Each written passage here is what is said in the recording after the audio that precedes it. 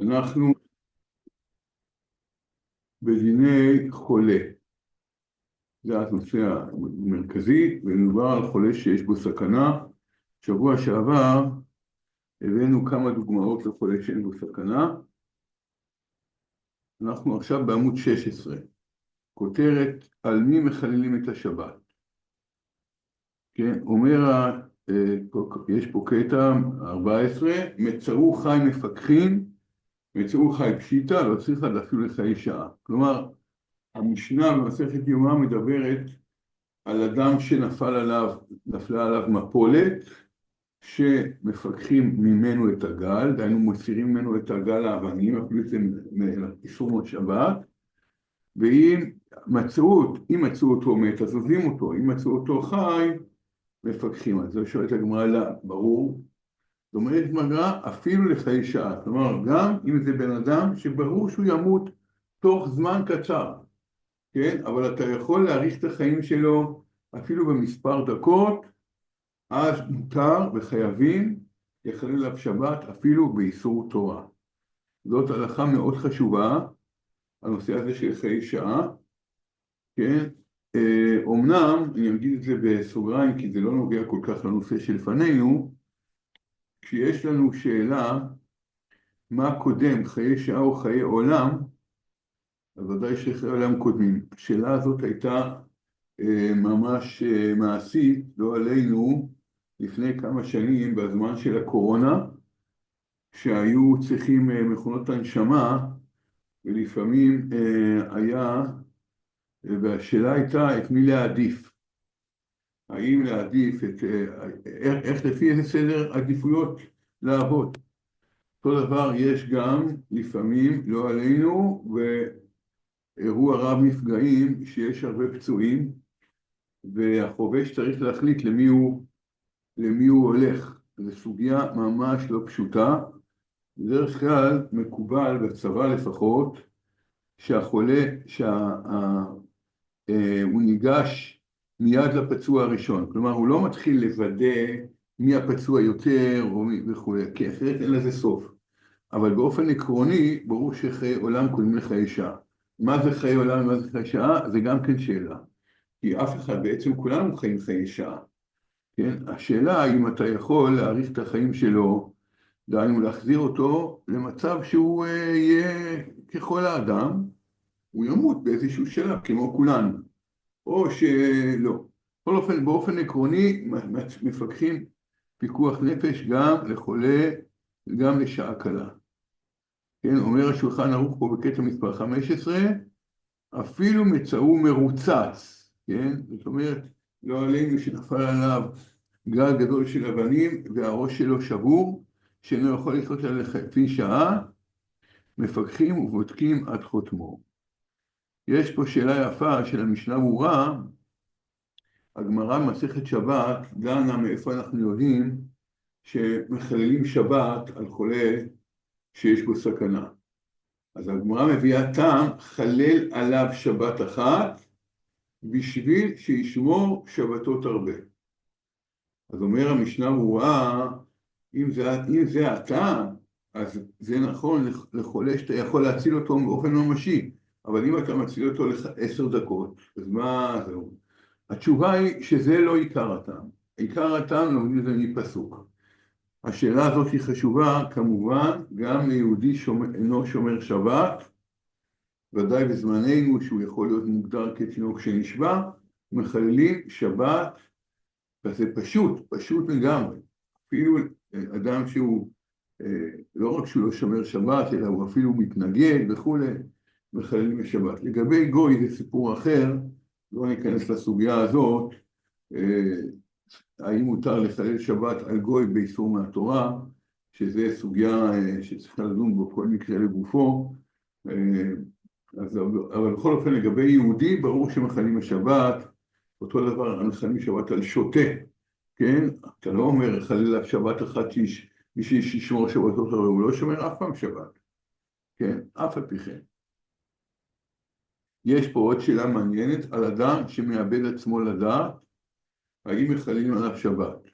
קטע מספר 16, אומר האגרות משה, ודאי שמחללים עליו שבת, כן? פשוט. גם פה הוא מדבר, לא מאבד את עצמו לדעת, אלא הוא הביא את עצמו בפשיעה, זה דבר ממש פשוט. אדם עשה שטות, ובגלל זה הוא נכנס לספק פיקוח נפש. שם זה פשוט שצריך עליו שבת. גם אדם שמנסה להתאבד, מחללים עליו שבת. כן? שוב, יש מקרים, שאלה אם אני צריך גם לסכן את עצמי של אדם כזה, אבל באופן עקרוני, לגבי חילול שבת ודאי שכן. עכשיו, ניגע בסוגיה מאוד מאוד משמעותית, גם מאוד מבחינה עקרונית וגם מבחינה מעשית. השאלה שעומדת לפנינו, האם חילול שבת בפיקוח נפש, מותר לחלל שבת, אני מדבר על איסור מהתורה, האם מותר רק בשביל הפיקוח נפש עצמו, או שמותר לעשות פעולות נוספות שיעזרו לחולה, אבל הן לא במסגרת פיקוח נפש. בואי, כן? אפשר לתת הרבה דוגמאות, למשל, האם מותר, זה הדוגמאות שמופיעות בפוסקים, האם מותר להדליק מדורה בשביל חולה של פיקוח נפש. עכשיו, אם לא תדליק את המדורה, הוא לא ימות, או הוא לא יסתכן, סכנה, אבל ברור שזה יביא לו תועלת, כן? שאלה, מה הספק פה?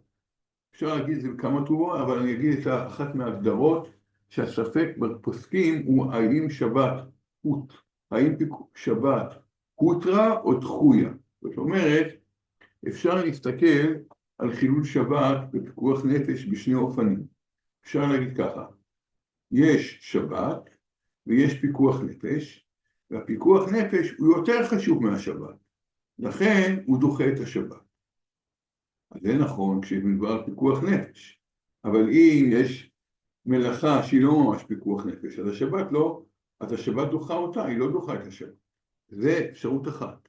אפשרות שנייה זה להגיד משהו אחר, שכאשר יש פיקוח נפש בשבת, אז אין איסורי שבת. השבת הותרה, כן? בואו ניקח דוגמה, דברים פשוטים שברור שהשבת הותרה. למשל, בשבת מביאים קורבנות. כל שבת יש קורבן תמיד. כן? אז מה אני אומר? אז ברור שהכוונה היא שמותר לשחוט בהמה, כן, וכולי, בשבת בהמה של קורבן תמיד ושל מוסף. זה לא שאלה של מה דוחה את מה, זה היתר, וכן על זה הדרך, כן? או ערב פסח שחל להיות בשבת וכולי. עכשיו, אז זו השאלה פה שלפנינו, איך אנחנו מתייחסים לסוגיה הזאת. הסוגיה הזאת מתחילה בראשונים ונגמרת באחרונים. זאת שאלה עם הרבה השלכות, כן? אז נראה, אומר השולחן ערוך פה, תסתכלו בקטע מספר 17, מכה של חלל אינה צריכה עומד, כן? כבר ראינו את זה בשבוע שעבר, שמכה של חלל מוגדרת כפיקוח נפש. כלומר, אני לא צריך, חלל הכוונה היא פצע פנימי בתוך הגוף, אני מתייחס אליו כפיקוח נפש, לא צריך לבדוק וכדומה, עושים לו כל שרגילים לעשות לו בחול. ככה כתוב פה בשולחן ערוך. אפשר להבין את השולחן ערוך, שמותר לעשות כל דבר. גם אם הפעולה שאתה עושה עכשיו, כן, היא פעולה כשלעצמה אין בה צורך של פיקוח נפש, כן? ברגע שאנחנו אומרים שזה מותר, זה מותר. דרך אגב, השאלה הזאת היא נכונה גם לגבי חילול שבת בפיקוח נפש בצבא. גם בצבא השאלה הזאת היא שאלה מאוד משמעותית. מה מותר? אחרי שאתה אומר שמותר, כן, נגיד מותר לך לצאת ברכב לביטחון, ביטחון שוטף, כן? נו, בסדר, זה ודאי מותר, חייבים, זה מצווה. אבל השאלה אם מותר לי לקחת איתי דברים, עכשיו שוב, אני לא מדבר על דבר שאתה צריך אותו. אם לא תיקח איתך אוכל ואתה יוצא, בוא ניקח דוגמה קיצונית, אתה בקיץ יוצא ולא תיקח איתך מימייה, לא תוכל לתפקד, אז ברור שזה מותר, כן? אבל השאלה אם דברים אחרים שהם, אין בהם צורך משמעותי מבחינת החילול שבת. טוב, אני לא נוגע לנקודות של הצבא, אלא בעיקר בעניין הזה. בדבר הזה יש ויכוח גדול, כאשר הרב שמתיר מאוד את הדבר הזה, המגיד משנה. המגיד משנה, שהוא נושא הכלים המרכזי של הרמב"ם, כן? הוא אומר ששבת, שמותר לעשות כל דבר שעושים אותו בחול. זה הפשט הפשוט בשולחן ערוך. ולמעט זה המשנה ברורה מאוד מאוד מעריך בסוגיה הזאת, מעריך, והוא נוטה להחמיר. תראו מה הוא אומר פה בקטע מספר 18, ועיין בבירור הלכה שהבאנו מכמה פוסקים שסוברים שאפילו מקום שצריך חילול, אין מחללים על ידי ישראל, אלא בדבר שיש לחוש בו, שאם לא יעשה הוא לא יכבד עליו חוליו ויוכל להסתכן. אבל כל שברור, כן? כל שברור שבמינת לא דבר סכנה, אף על פי שמכל מקום צריך הוא לא והרגים לעשות לא, הם עושים אותו בשבת על ידי אינו יהודי, כדין צורכי חולה שבסכנה, ועל כן בוודאי מהנכון להחמיר באיסור של תורה.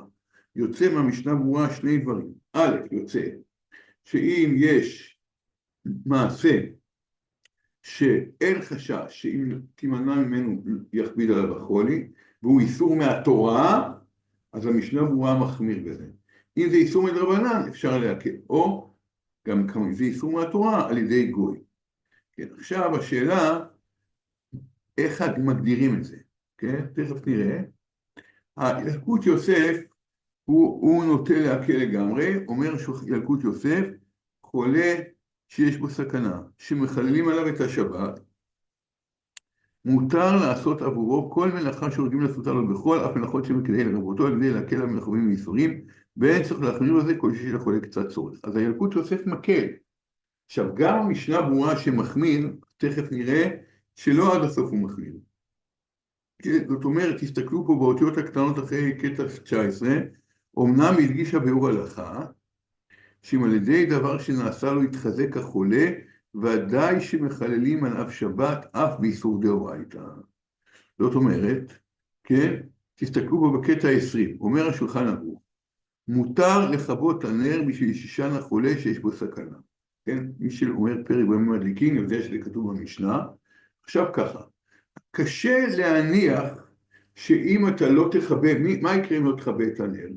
אם לא תכבה את הנר, אז כנראה שהחולה, או שהוא לא יישן בכלל, או שהוא לא יישן טוב, כן? ולכאורה אי אפשר להגיד שאי כיבוי הנר גורם לסכנת נפשות. אז למה זה מותר? לפי המשנה ברורה. התשובה היא, כי גם המשנה ברורה אומר שאם זה דבר שהוא משמעותי מאוד לחולה, אפילו שהוא לא מוגדר, הוא יכול לעזור לו להינצל מהפיקוח נפש, כן? אז מותר לעשות את זה. אז ניקח כמה דוגמאות בשביל שהדברים יראו. נגיד שקצת חם. קצת חם, כולם רוצים מזגן, כן? אז המזגן, אי אפשר להגיד שאם לחולה לא יהיה מזגן, אז יהיה לו יותר קשה לצאת מהמצב של הפיקוח נפש. זה לא נראה סביר בכלל. אז לפי המשנה ברורה, זה יהיה אסור. אבל אם יש לו אור, הוא לא יכול להירדם, כן? ושינה זה הכרחית לחולה, לכן מותר לכבות את האור גם לדעת המשנה ברורה. עכשיו, צריך להגדיר כל מקרה, האם הוא סתם מותרות כאלה, זאת אומרת, זה ברור שיהיה לחולה יותר נעים, אבל זה לא משמעותי בכלל מבחינת ההבראה שלו, או שזה דבר שיש בו צורך בריאותי לחולה, ואז גם לפי הדעות המחמירות, מותר לעשות את זה, כן? אז כמובן, כל מקרה צריך לדון לגופו, כן? כן, שוב כמובן, כשאתה אומר על כיבוי הנר, אז המשנה ברורה אומר שברור שאם אני יכול להוציא את הנר, זה עדיף, כי להוציא את הנר זה איסור דרבנן, לכבות את האור זה איסור מהתורה. ברור שאם אני יכול לעשות את המלאכה באיסור דרבנן ולא באיסור מהתורה, ודאי שזה עדיף. כן, אז זה הוויכוח בין המשנה ברורה לבין הילקוט יוסף, שזה בעצם מחלוקת הפוסקים. זה לא מחלוקת אשכנזים וספרדים, זה מחלוקת הפוסקים. שהמשנה ברורה נוטה להחמיר, וראינו שגם אחרי שהוא מחמיר, יש מקרים שאפשר להקל, והרב עובדיה מקל לגמרי. זו סוגיה חשובה. טוב, עכשיו נעבור לסוגיה הבאה, בעמוד הבא, כן, אומרת, כן, בקטע מספר 22 אני קורא, אומרת המשנה, ואין עושים דברים הללו, דהיינו הצלת נפשות, לא על ידי נוכרים, ולא על ידי קוטים, אלא על ידי גדולי ישראל, והם אומרים יעשו דברים הללו לא על פי נשים ולא על פי קוטים. אז מה כתוב פה במשנה? כתוב במשנה שאת החילול שבת לא עושים על ידי גוי, או על ידי עבד, או אפילו על ידי נשים. למה? כן? בעיקר השאלה, בעיקר לגבי הנושא של הנוכרי. למה לא לעשות את המלאכה על ידי גוי? הרי לכאורה המלאכה על ידי גוי הרבה יותר קלה. כן? אז יש פה שני כיוונים. כן? יש פה שלושה הסברים, ויש ביניהם השלכות. התוספות מסביר פה בקטע 23, שבגוי אנחנו חוששים שהגוי לא יעשה את הדברים מספיק טוב. זה הסיבה. כן?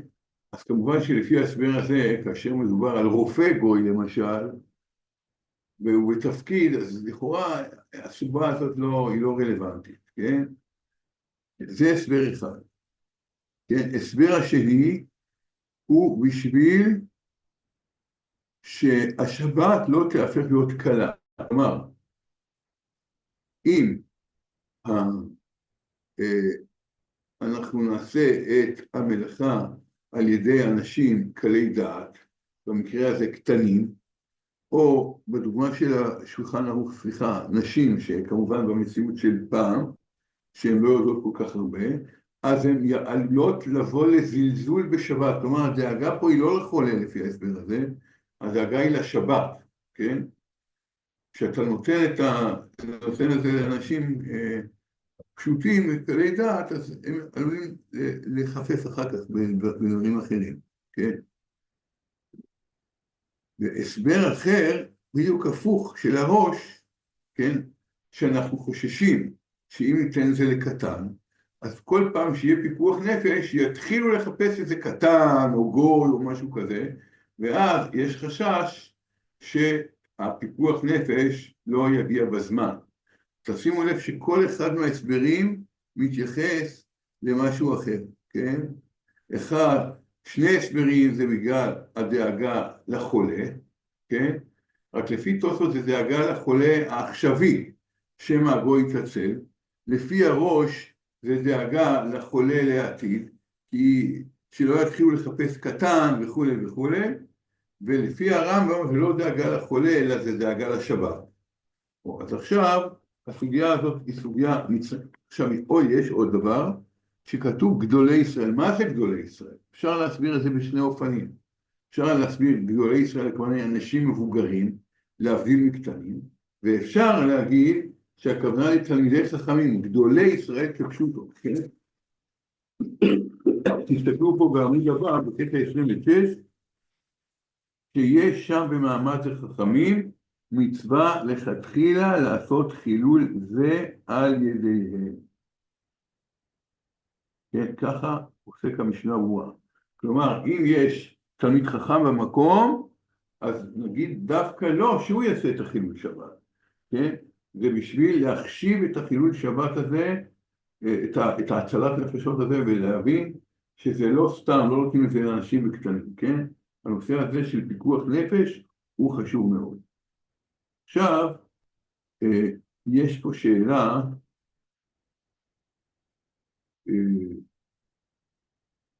זאת שאלה,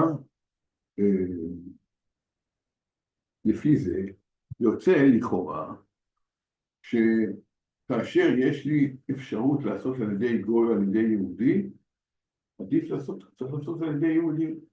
עכשיו אנחנו רואים הרבה פעמים, שאנחנו מחפשים דווקא גוי, אז יש כמה תשובות. א', לפעמים זה ספק, כן? או שזה קרוב להיות שזה לא פיקוח נפש, אז אני אומר דווקא גוי. עכשיו, גם השאלה אם החשש של גוי, כשהוא יתעצל, הרבה פעמים אין חשש כזה. למשל, נגיד אני לוקח מונית עם גוי, אז החשש שהגוי יתעצל אין חשש, הרי אני משלם לו, כן? עכשיו, למה אני לוקח את הגוי? כי יש לי עדיפות, אפילו אם זה פיקוח נפש, אני יודע שאני, הגוי אחר כך ייסע עוד נסיעות וכולי, עדיף לי עם הגוי לנסוע, ודאי עם זה אני לא בטוח שזה פיקוח נפש לגמרי. לכן יש מקרים שעדיף בכל זאת על ידי גוי, אבל כשמדובר על הצלת נפשות ממשית, לא על כל מיני דברים מסתעפים כמו הנהיגה וכולי, הצלת נפשות, זה עושים דווקא על ידי ישראל. יש פה עוד דיון, האם לעשות את המלאכה בשינוי, כן? אז כמובן ככה, אם זה גורם, השינוי עלול לגרום לעיכוב, ברור שלא לעשות את זה, כן? אבל אם השינוי לא עלול לגרום לעיכוב, למשל, אני רוצה לטלפן לרופא, האם אני ארים את השפופרת בשינוי, או ארים אותה רגיל, כן? אז יש פוסקים שאומרים שזה קשור כמובן למה שדיברנו קודם, כן? שלא צריך שינוי. יש פה פיקוח נפש, אז מותר לעשות.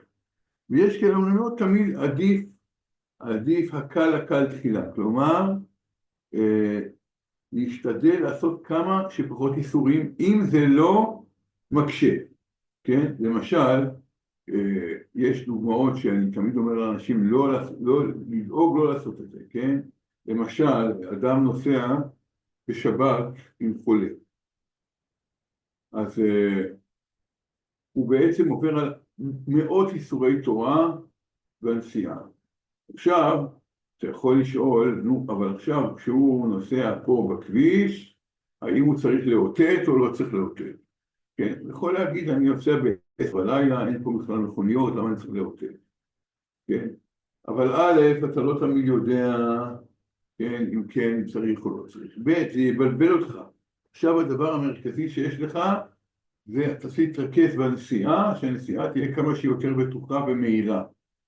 וכל מיני דברים אחרים הם מפריעים. אז אם זה צריך לעשות פעולה אחת, יכול לעשות אותה בשינוי, אבל אם זה רשת של פעולות, להתחיל לחשוב על כל אחד, לעשות אותה בשינוי וכו', אין לזה סוף. לכן צריך להיות עם חכם בה, כן?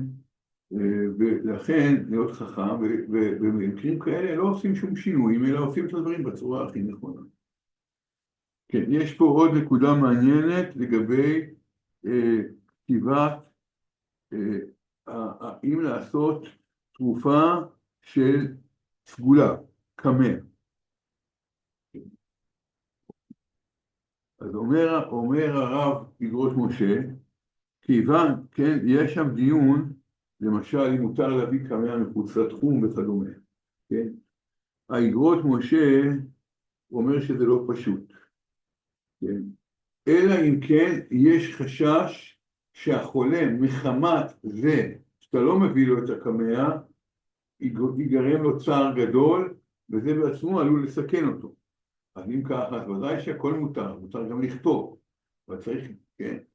זה ההיגיון שלו. הרב ילקוט יוסף, הוא אומר שמותר לכתוב. אם זה קמא שכבר הציל במקרים אחרים, דהיינו מה שקוראים קמא בקיא, וגם האדם שכותב אותו בקיא, אז מותר לעשות את זה. טוב, אני אומר צריך עיון בסוגיה הזאת של הקמאות במיוחד, שבהמשך הוא כותב שאסור לחלל שבת בשביל לשלוח מברק או לשלוח בן אדם, אפילו באיסור דרבנן, בשביל לצדיק שיתפלל עליו.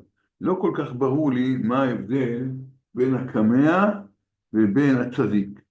שניהם זה תרופה סגולית, או שאתה הולך על זה או שאתה לא הולך על זה. למה יהיה הבדל בין הקמא ובין הצדיק? כן. לא כל כך ברור, כן? כי בצדיק הוא אומר אפילו איסור דרבנן הוא לא מתיר. ובקמא, אם הקמא המובהק הוא מתיר אפילו לכתוב. לא כל כך ברור לי למה שיהיה חילוק כזה. יש נקודה שאני לא רוצה להתחיל נושא חדש, אבל אני רוצה להתחיל נקודה שלא הופיע פה. דיברנו על זה שגם אדם שמנסה להתאבד, יש מצווה להציל אותו. יש גם מקרים שהאדם אומר, אני לא רוצה שיצילו אותי. כן?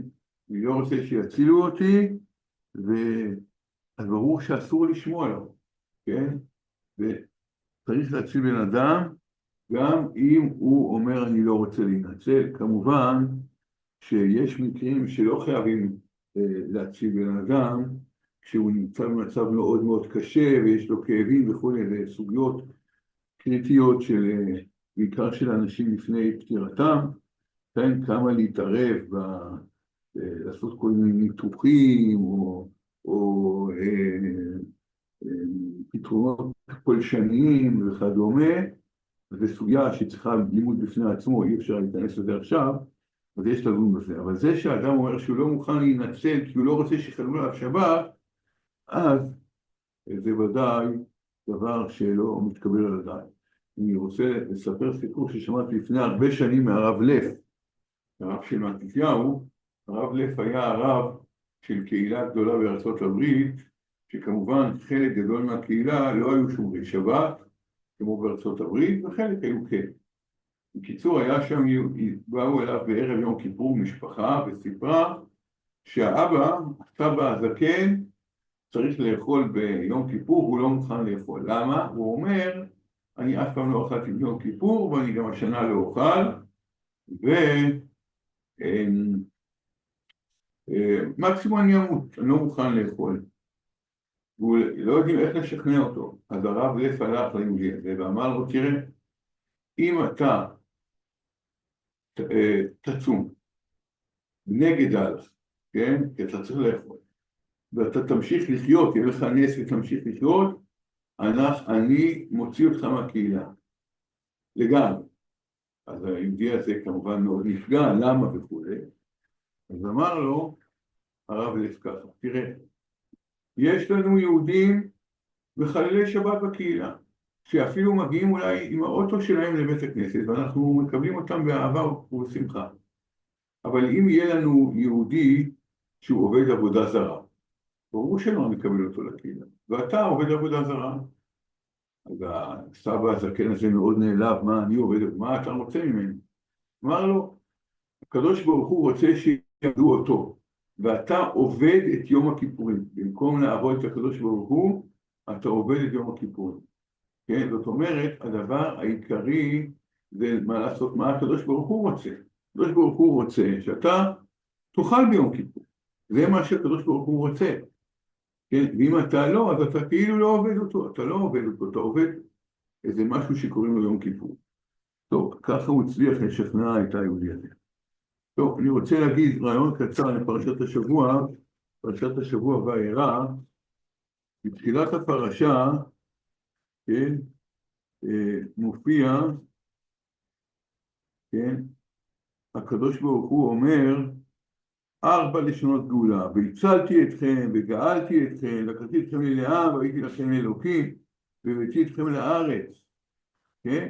וידבר משה כן לבני ישראל ולא שמעו אל משה מקוצר רוח ומעבודה קשה. למה הם לא שמעו אל משה? כן? זה פשוט. יש אנשים, עבדים, בהתחלה הם האמינו, נחשוב על איזה תסכול היה ליהודים. כן, בשבוע שעבר בא אליהם משה עם הבטחות עצומות, והראה להם אותות, ויאמן העם, ויגדו וישתחוו, ועכשיו, בעצם גם משה אומר את זה בסוף פרשה שעברה. מה קרה עכשיו? עכשיו לא רק שהם לא השתחררו, אלא שעכשיו הם מקבלים יותר עבודה. עכשיו, מה משה בא ומדבר איתם? פתאום, מה הוא מדבר איתם? הוא מדבר איתם, לקחתי אתכם לעם, והייתי לכם אלוקים, והייתי אתכם לארץ. מה? אנחנו בסך הכל מה רוצים עכשיו? מה המסכן הזה, העבד, מה הוא רוצה? הוא רוצה שלא ירביצו לו מכות, ויתנו לו לישון 6 שעות בלילה, ושיהיה לו 2 פרוסות לחם וקצת מרק דלוח, בשביל שהוא יוכל להעביר את היום. עכשיו בא משה עם כל מיני דיבורים, כן? דיבורים של בית המדרש. מה זה קשור? הם לא שמעו אל משה, מקוצר רוח. מה? זה לא נכנס להם. עכשיו אנחנו יודעים שאתה רוצה לדבר עם מישהו, אתה רוצה לדבר איתו בגובה שלו. מה אתה מספר סיפורים? כן. זאת שאלה נכונה, וצריך להגיד שאומנם נכון, שצריך לדבר עם בן אדם בשפה שלו ובמקום שהוא יכול לשמוע. אבל זה לא משחרר את משה ואת המנהיג גם לדבר ברמה גבוהה.